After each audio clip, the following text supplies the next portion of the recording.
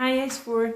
So I just want to tackle a few issues for your design project that I think are going to come up, mostly to do with the lettering. Okay, so Mrs. Goodyear and Mrs. Lawson uploaded two really good videos showing you how to print off your lettering and cut it out and stick it on the side of the book or the front of the poster, things like that. But the two issues I think might come up are if you want to curve your lettering around a shape and if you want coloured lettering and you don't have a colour printer at home. Okay, so here's two things you can do.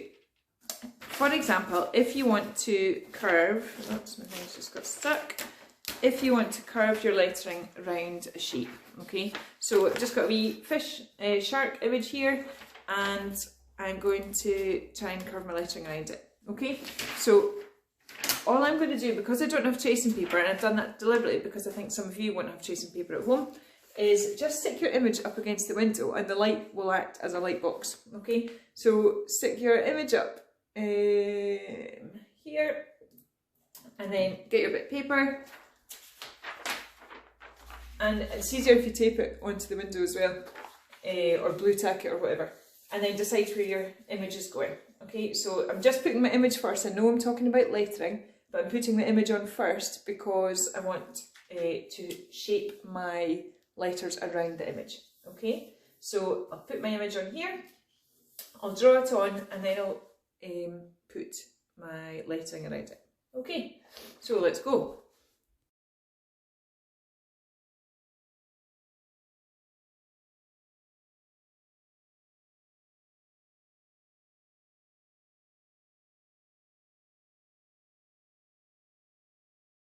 Okay guys, so I've got my tracing of the shark, and I just want to put my lettering. I think I want it coming along here. I might have deep C going up as fin and world along there. That would probably work, but the way the composition that I've put this shark on, there's not going to be enough room. World is the longest letter with the 5 letters, longest word, sorry, and so that's not going to work there. We need to have moved it the other way. So I'm just going to put it all along this back. Okay, so I want it on a curve. So I'm just going to put my lettering behind the shark, and I'll need to move it every time. You'll see it when I speed it up. I've got 3 different sizes of image as well, just to see what one works better. So I think my this bottom one would probably be okay. Yeah, and I'm just going to fold that over so that it fits under the window. And then I'll have to move it each time. As I say, I'll probably do a letter, I'll maybe get 2 letters in, then I'll need to angle the thing round so it's curving around. Okay, actually I think the smallest one might be the best one, because the world is going to go up there. But I'll try it, that's all about the development, isn't it? I have to try it and see what works. Right, so I'm going to do this just now, going fast.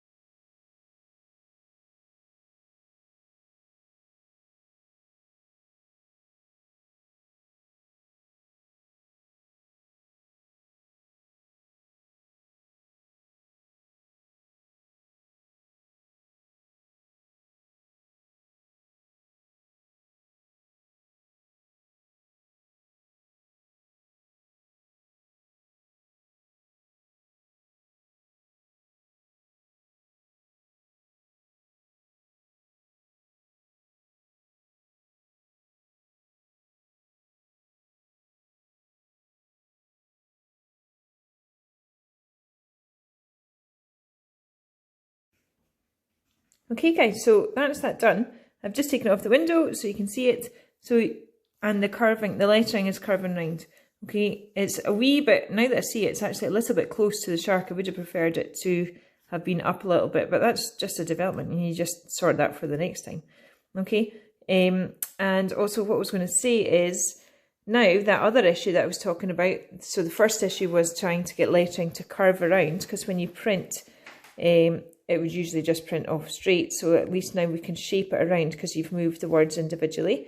And the second issue was applying colour if you only have a black and white printer. So this is one way around it. Now you can just draw it out and then colour it in. But please remember that I've pressed that quite hard because I was trying to get you to see it from the window. If you're doing light letters like pale yellows and, well, any pale colour, but light colours especially like yellows and oranges, you do not want this horrible grey outline of pencil around your work because it just looks naff. So just try and change that, rub lettering out a little bit, make it fainter so that the orange is just a nice orange or the yellow is just a nice yellow without it being surrounded by a big horrible grey pencil outline. Okay, so that's how to do that.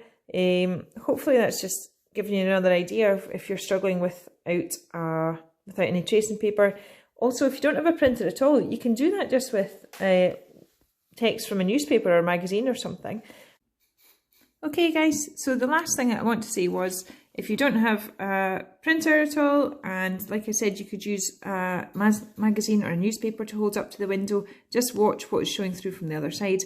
And the other way you could do it is just have, if you don't have a printer at all, have your screen with the words on it and then put your paper against the screen. This actually works better when it is dark and your screen is super strong and light, whereas tracing against the window will only work when there's daylight coming through the other side.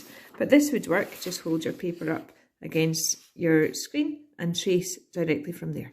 Okay, thanks guys, bye!